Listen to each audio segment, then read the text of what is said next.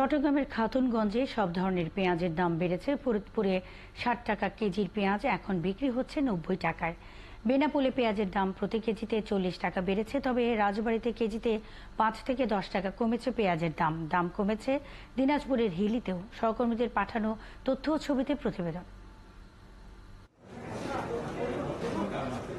দেশের বৃহৎ ভোগ্যপণ্যের পাইকারি বাজার চট্টগ্রামের খাতুনগঞ্জে সব ধরনের পেঁয়াজের দাম বেড়েছে কেজিতে ৫ থেকে ৮ টাকা।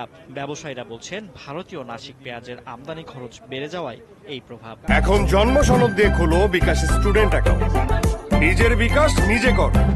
ওখানে 16 টাকা কিনে আছে, এবার গাড়ি ভাড়া আছে 60 টাকা ইন্ডিয়ান রুপি, এরপরে 18.5 টাকা ইন্ডিয়ান কারেন্সি আপনার ট্যাক্স দিতে হয় ইন্ডিয়ান পারে। আমরা আশা করব যে ব্যবসায়ী বৃন্দের পক্ষ থেকে আমাদের বাণিজ্য প্রতিমন্ত্রী মহোদয় ভারত সরকারের সাথে যেভাবে হোক একটা কথাবার্তা বলে আলাপ আলোচনা করে যাতে আমদানি শুল্ক যেটা 40% এটা কমিয়ে যাতে আনা হয়। যদি আমদানি শুল্ক একটু 40% থেকে কমায় তাহলে আমাদের দেশেও পেঁয়াজের দামটা অনেকাংশে কমে যাবে।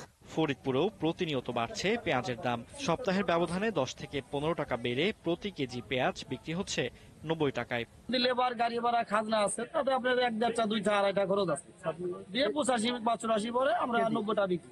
যশোর ও এর আশেপাশের বাজারগুলোতে পেঁয়াজের দাম কেজিতে 20 টাকা বেড়েছে। বেনাপোল বন্ধ দিয়ে পেঁয়াজ আমদানি বন্ধ থাকায় দাম বেড়েছে বলছেন ব্যবসায়ীরা।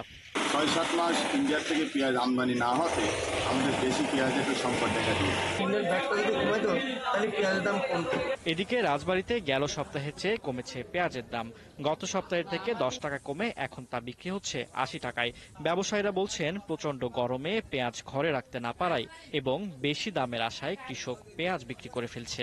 বাজার আপ ডাউন হচ্ছে তারপরে পেঁয়াজ অর্ধেক পেঁয়াজ পয়সা যাইতেছে। ঈদের আগে একটু কম ছিল, 2800 3000 ছিল বাজার, এখন 3200 হয়েছে। সারের দাম বৃদ্ধি, সবটা দামই বৃদ্ধি। দেখা যায় যে কিছু দাম আছে তো লাভ করে, আসলে কিন্তু বিষয় এটা না। এছাড়াও দিনাজপুরের হিলিতেও পেঁয়াজের দাম কমেছে। দেশি পেঁয়াজ 5 টাকা কমে এখন বিক্রি হচ্ছে 85 টাকা কেজি দরে, আর ভারতীয় পেঁয়াজ বিক্রি হচ্ছে 80 টাকা কেজিতে।